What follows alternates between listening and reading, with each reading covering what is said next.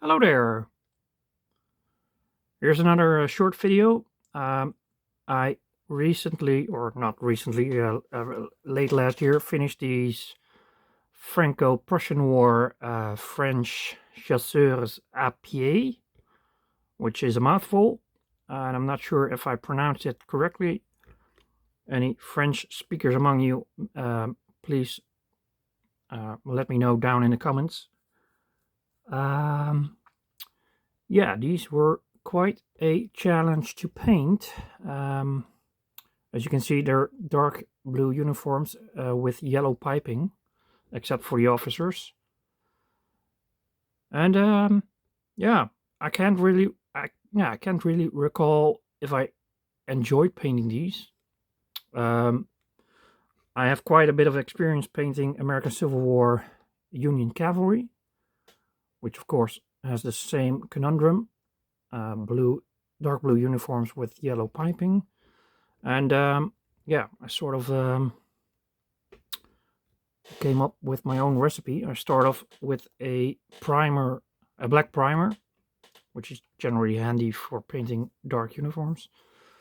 Then the main uniform color is dark Prussian blue by Vallejo.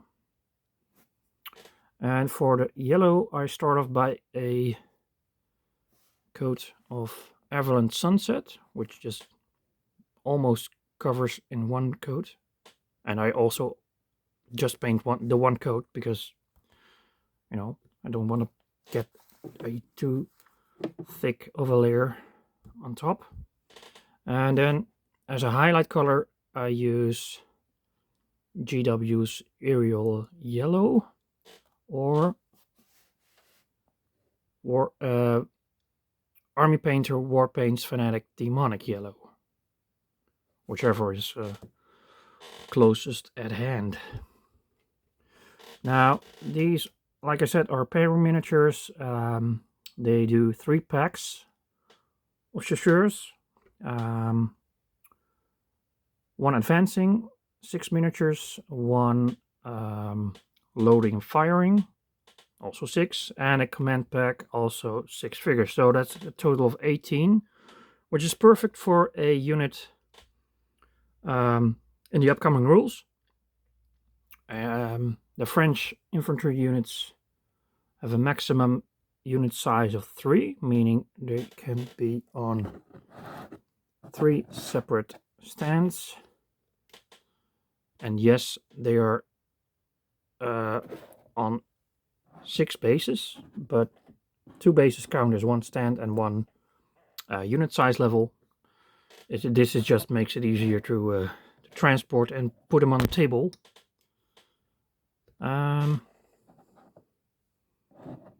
Yeah, and these are your sort of elite sharpshooter unit, and I believe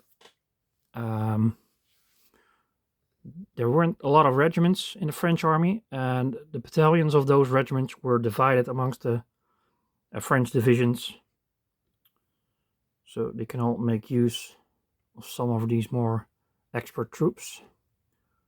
Other than that, you know, their firing abilities were better than their regular troops, but other than that, they were basically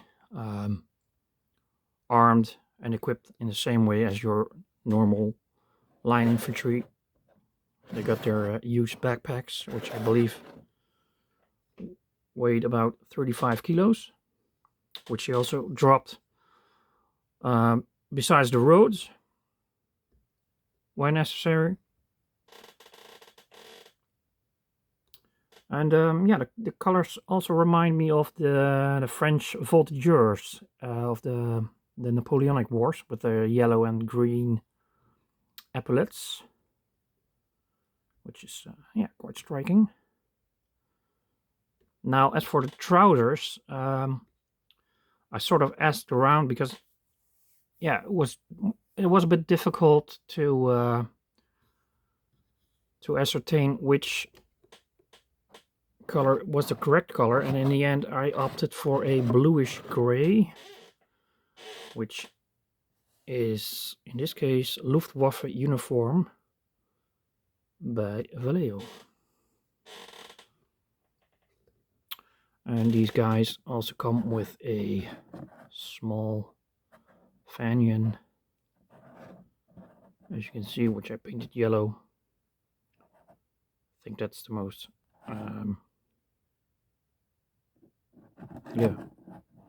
most obvious color. Now, painting skin tone is a bit difficult on top of a black primer, and yeah, my recipe for that is starting off with a layer of dwarf skin, and then as a second layer I mix dwarf skin with basic skin tone, all by Vallejo, about a 50-50 mix. I put that on as a second layer, and once I applied the quick shade from Army Painter, yeah, the skin color turns a bit brownish, so I used the same mix of basic skin tone and dwarf flesh for a last highlight. Yeah, and that is how they turn up eventually. Now I always spend a little bit more time on the bases, because that is what, yeah, sort of makes them stand out. And even a simple paint job can look great when combined with a nice looking base. So these are 40mm MDF bases, and the first layer of material I put on is my own mix of basing material, which is a brownish aquarium sand mixed with some green turf by Woodland Scenics, which you can see here.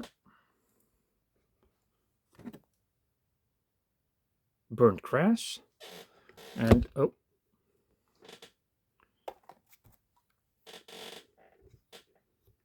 my camera just dropped. There we go. And I'm mixing two types or two lengths of static grass. I think it's 4mm and 6mm, if I'm correctly. I mix it up well, and then just use some PVA to glue it all down. Once that is dry, I glue on some tufts by Army Painter, and some clump foliage by Woodland Scenics again, which yeah, creates a sort of realistic look that I'm going for. So yeah, all in all, it was a unit that took quite some time, but I'm happy with them, and I'm glad I don't have to paint another one of them ever again, or at least I'm not planning to. Yeah, so let me know what you think in the comments below. In the next video, I will probably have a look at the Prussian Jaegers. So yeah, but I might change my mind.